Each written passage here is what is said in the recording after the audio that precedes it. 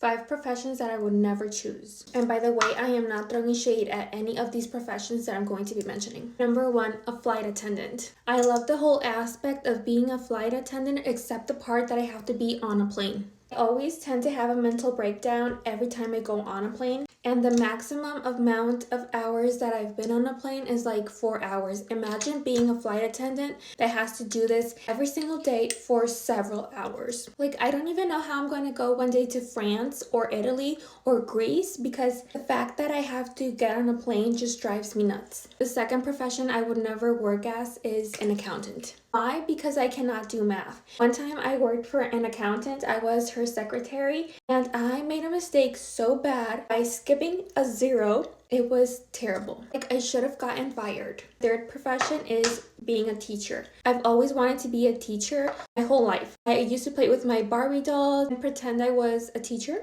until I became a mom, because I did become a mom at like 21, 22, and I realized, no honey, I am not going to be a mom and a teacher. It's just too much, okay? So basically my son changed my mind. Number 4, being a doctor. Obviously I wanted to be a doctor when I was a child, but then I realized, how am I going to be a doctor if I can't even figure out what's wrong with me? I can't even figure out how to explain to a doctor what's wrong with me, like what hurts. Like when the doctor asks to explain my pain, is it sharp or dull?